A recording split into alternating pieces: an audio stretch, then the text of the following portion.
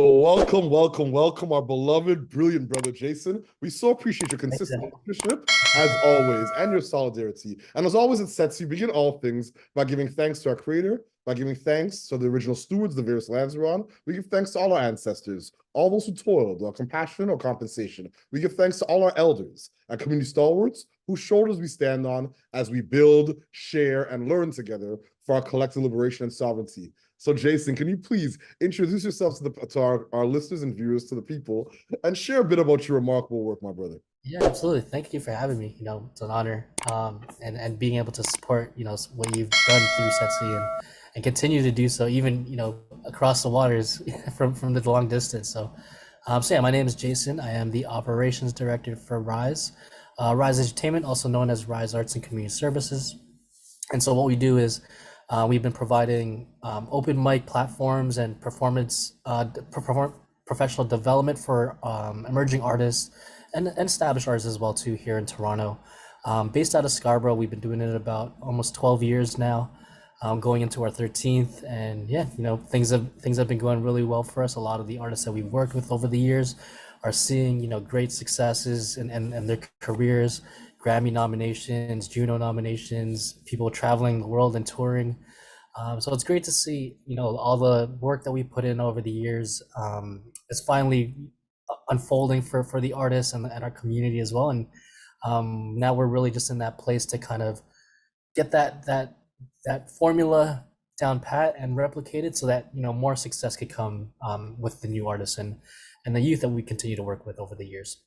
It's incredible. It's incredible. Salute all the remarkable work. I see how you're still repping Scarborough. As you know, I was born and raised. Oh, I see brother that's Nico, brother Nico Scarborough Shooting Stars hat on. You know what I mean? So exactly. it's honest to all the work, and yeah, this is a commitment to community economic development and community development and youth development. So my next question is, what's inspiring you right now in your work? What has you curious, or what's keeping you up at night? Yeah. I mean, like we've been doing this for, again, like I mentioned, like 12, almost 13 years. And when we first started, we were the youth. Like we were the youth that we were trying to do the programs for, and at the same time, try to get ours, so that all our friends or all our people in the community can come wherever we're trying to get to in terms of success and achievements, right? Now that we're kind of a little bit older, perspectives kind of change, priorities change. So right now it's like, we know we have something that works well, and that's of course, building up the community, giving people opportunities to access certain support, certain resources, making connections that they normally wouldn't have connections to, be it the arts or even social services, right? And just kind of putting all of this together to make it more, I guess deepening the impact, because right now how it is, like how the sector is created, right? Like a lot of the funding only goes towards the initial phase of people who have no connections to the community, may not have never had a mentor before, and so a lot of the funding goes towards making those preliminary advances in people's development, right? Now what I'm trying to kind of accomplish is what is the next step after that? Like we're so successful at bringing people across the bridge that we've created, but then at the very end of that bridge, we have to say goodbye, or we have to say, we wish you the best of luck, because our funding focuses on us having to go back to the side of the bridge that we just started to cross and bring more people over, right? So now what's really been keeping me up, and I'm trying to really explore now, is what else can we provide the people that we are helping? Maybe they have completed our programming, or they're on that journey already of being a professional artist, or even a social or community worker. But what is the next addition to that we can ensure that we're providing as well, kind of like a continuation of what we've already provided, and ensuring that people finish crossing that bridge and continuing on whatever it is that they're trying to build. Maybe it might be their own organization, it might be their own record labels, or their own passions, but it's now making that success story or success route a lot more efficient and a lot more likely to happen, right? So that's probably the biggest thing now as of recently. I mean, if you asked me a couple of years ago, it'd probably be how can we keep this sustainable, right? Like how can we continue to make this happen? But sustainability has been something that we were addressing for the last couple of years, and I felt like we've kind of reached that place where sustainability isn't no longer such a hard issue for us to kind of take on, and now it's more of like staying ahead of the game and being able to make the successes happen even more frequently. Indeed, indeed. I couldn't agree more in terms of just the model. I know that in the States, our brother, our elder, Jeffrey Canada built the Harlem Children's Home, and it was predicated on a simple model, cradle to career. So that Yeah. continuum framework, obviously, you're not operating from the cradle, you're operating from youth Yes. development, capacity strengthening activities, making sure that Exactly. folks are aligned in terms of the industry sector, and to make sure that they're empowered to be able to lead in terms of their work. But in terms of that next steps, that continuity of care, that continuity of support, Exactly. creating enable Exactly. environments for folks to walk into is some challenging work, and we've seen that with other organizations doing similar work than you. So Yeah. once again, I just applaud your leadership, innovation, and the introspection it takes to look at, flush out. Okay, you know what? We've come this far, but we didn't come this far just to come this far. How do we now scale and innovate in a way that better serves the constituents or the community members that we want to ensure are empowered? So once again, I applaud your leadership as always. And I mean, like, and even just saying that, like, it's not fair that yes, we serve the youth and stuff, but once you're not a youth, we can no longer serve you. Like that's not fair for those people. Like you're still a part of the community. Your trajectory and your continued forward path is still in the best interest of everyone else. So why not be able to continue to support that, right? So yeah, it's definitely a new journey that we're taking on. I think it's like I wouldn't say it's a pivot or anything, but it's definitely, it wouldn't have came at a better time, really. Yeah, and even in the sector that you're working in, like arts and Mhm. culture, like we're talking about the arts and culture in the social finance space before. Yes. But the intersection between arts and culture and innovation, like artists have changed the world over and over again. Over. So in terms of Yep. artist development, do you really want to build and strengthen the capacity of a remarkable young person and then hand them off to an industry or sector that may not even serve their interests? Or agents and A&R. So I think definitely that holistic and wraparound approach is powerful, potent, and important. So once again, I applaud your leadership. My next question: what challenges Sure. and barriers do you face in your work? And what are some of the approaches you and your colleagues are taking to overcome some of these challenges and barriers? Yeah. I mean, like the one of the biggest challenges is, of course, it has to be with the system. Like, of course, we wouldn't have these roadblocks if, maybe it's on us too to when we do apply for projects or we do apply for funding, maybe to include that more often, that we're looking to kind of build beyond just um, where we're currently landing at. Maybe building in the applications that we have this future forward thinking that we still want to be able to support these people's development somehow, some way. We don't know exactly how just yet. Maybe because um, the professionals that we do need to connect with, we do need to consult. They've been in this industry for years, and so record labels and all that, they already have them on their payrolls. So it's like we're competing with that at the same time, and we're essentially building something from scratch, right? But other challenges that come down when it comes down to it, the climate, the social climate. Artists are people just like us. They gotta feed themselves. They gotta feed their families.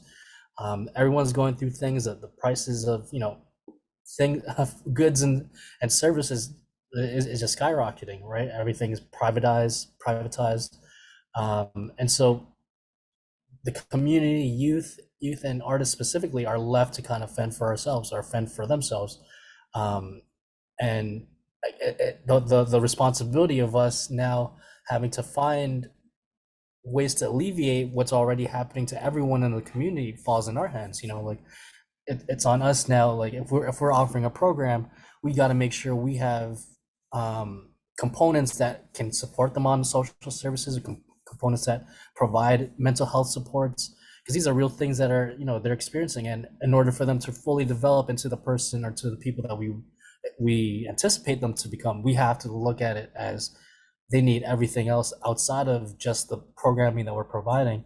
And it's I guess now is the time that these sort of changes, which are not necessarily new, but everyone just kind of just did it on their own. Now that we're kind of implementing and including that in all the work that we're doing, everyone's starting to see like, yeah, you can't just give someone, a fishing rod thinking that you're going to fish. You got to provide the boat. You got to provide the actual the waters that's bountiful and full of fish for them to eat off of, and then the skills will come after once you've actually taught them. But everything else that relates to that have to start now we find ourselves having to offer that as well too. So it's a bit of a challenge because you're getting funding from one body, but they don't necessarily see the whole bigger picture. So now you got to scrounge and look at another funding opportunity to implement those other ideas and supports that you require to have a more holistic program. So it's a lot of puzzle playing and putting the right pieces together in order to really get what we're trying to accomplish, really accomplish what we're trying to do. But yeah, I'd say those are probably the biggest challenges, and it happens. It's like a cycle, like once we've felt like we've completed our work or done the work right, a whole new generation of kids, a whole new generation of youth and community members, they're facing a whole different issue that now we have to kind of like pivot and address. So for the last couple of years, it was social distancing, not being able to be close to people, having to maneuver that, and then now it's like all the mental health services, all the social services that people need, especially with with healthcare not being the greatest right now. People are waiting 3, 4, or 5 hours just to be served, or they don't even have access to doctors. All of these kind of come into play with everything that we're doing, and so every year it's something different. But at the very least, we know exactly what we're good at and what we provide, and all these extra things are we don't steer away from the challenge of being able to provide that. At the end of the day, it's all about the benefit of the people, benefit of the people that we're serving, and if it comes down to it, then that's what we got to do. That's incredible, and I think the proof is in the pudding, as they'd say. Like, the efficacy of Rise is clear. And I think one of the beautiful things about just the sustainability and the fact that you've arrived at this place where you can serve so many folks in such remarkable ways. There's also a shift, I think, in this ecosystems. There was years ago where you'd have to go into rooms and explain the why. The why. This Exactly. I think now folks understand the why. It's more about the how. Yep. And I think that's Absolutely. because you keep on refining, reflecting and refining on the how. And that refinement is just getting more clear and more concise and more brilliant. So once again, I just applaud you, Brother Randall, the whole team at Rise, everything what y'all stand for. So my second last question, what is your ultimate goal? What does success look like to you and your colleagues? That's definitely changed. Like when we first started with Rise, the ultimate goal was, of course, serving the community, but it was like, we weren't serving the community how we're doing it today. And the ultimate goal back then was, can my neighbors or the people that I see on a day-to-day know who I am, right? Because if they don't know who I am, how am I supposed to accomplish the things that I want to do for my community? So that was really the ultimate goal when it all started. And as things come along, people start to know who you are, people start to learn about the things that you accomplished and the things you are capable of doing. So now it's kind of changed to with Rise, how can we make our model more successful? So like as I was mentioning, we have artists or musicians and stuff that have reached like the pinnacles of being a successful artist, whether that is performing on the Grammy stages, the Juno stages, being signed to a record label and being a music executive at that point. But the success rate of that is very, I wouldn't say it's seldom, but we haven't been able to track what were the additional steps to that, right? So the ultimate goal for us is if someone could come to Rise one day, by like, let's say they come to Rise on a January, by December, they'll be out touring in Los Angeles or in the United States, making a living off of their art. And ideally, that would be the biggest ultimate goal is providing the professional development and the connections and the resources so that people can actually make it happen for themselves as efficiently as possible. Yeah, was there another part to your question? No, you answered it exactly how I wanted you to. You took us all the way through the continuum of how far you've been able to take talents. Yeah, And I think yeah. once again, it just speaks to the efficacy of the brand and the model and the vision. So my last question, do you have any closing thoughts or calls to action for our listeners and our viewers? Every year, generations, we all get older, of course. Music changes to people's ears. Sometimes you're only looking for the old stuff that you used to bump when you were younger, and you look down on, you might look down on the new stuff that's coming out today, but I think more people deserve chances to hear them out, or to even just experience what people are creating, because I feel like now more than ever, with how accessible everything is, with the internet, and even just how like our communities interact with each other, like people from the East End are no longer strangers to the people in the West End. um, I think people deserve a chance to be heard, or to be listened to, even if it might not sound like what music used to sound like, or what being a dancer or artist used to look like back in the day.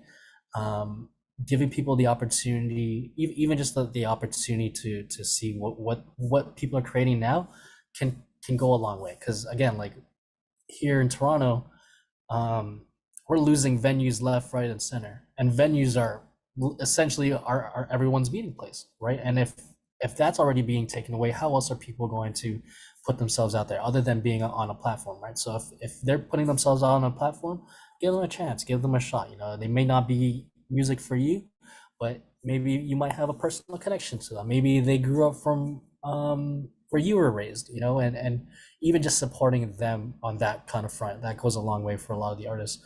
Again, like, because that's how it started with us, right? Like with Rise, if people weren't coming to our shows to Scarborough, I don't know where we'd be, but people would come to Scarborough, people from Scarborough would come out, and then all over the GTA, people would come just to Scarborough just to see us, and that alone is what's kept us going for the last 12 years. And so I can see how that kind of push, that kind of support from even people you may not know, can go a long way, even if it's just listening to a local artist, right? So if you have the opportunity, venture out to listen to some of the music that you might not be fully into, but you might find a gem. Maybe out of one track out of the 12 songs that they have on their project that they're pushing, you might just gravitate to one, and that's totally okay. You support that one track if you can, and it goes a long way. Indeed, indeed. My closing message is different. I want folks to support organizations like Rise, reaching intelligent Mhm. souls Oh, yes, everywhere. absolutely. Because the fact Absolutely. remains that if we don't reach intelligent souls Absolutely. everywhere, we're in trouble. And a lot of the music that's coming out right now in this world sometimes doesn't reflect the values that we want our children to have. So the work that you're doing is so important because you're building the capacity of those that are the messengers, that are creating and shaping culture and programming the minds, hearts, and minds of so many. So once again, Been the goal. Yes, sir. That's been the goal. Having these things, that we prioritize, the good music, the things that really bring us together and doesn't divide us. That's what we try to prioritize in any of our content that we push. And so if we can continue to do that, love prevails everything, and that's what's going to keep us motivated and going. indeed, we continue to rise, my brother. As always, I just give thanks for your leadership since the day we met. Absolutely. Our So, beloved brother Randell. I've been inspired by your work, your diligence, your tenacity, and your love for community. So once again, my brother, keep doing the work. We appreciate you. I'll give always, you always. flowers right now. And as always at Setsi, we close the way we began this conversation by giving thanks to our creator, by giving thanks to the original fluid the various lands we're on. We give thanks to all our ancestors, all those who toiled without compassion or compensation. We give thanks to all our elders and community stalwarts whose shoulders we stand on as we build, share, and learn together for our collective liberation and sovereignty. Thank you so much, fam. I appreciate you. Thank you, Victor. It's a pleasure being here. I hope you have a great rest of your day, brother. You too, fam.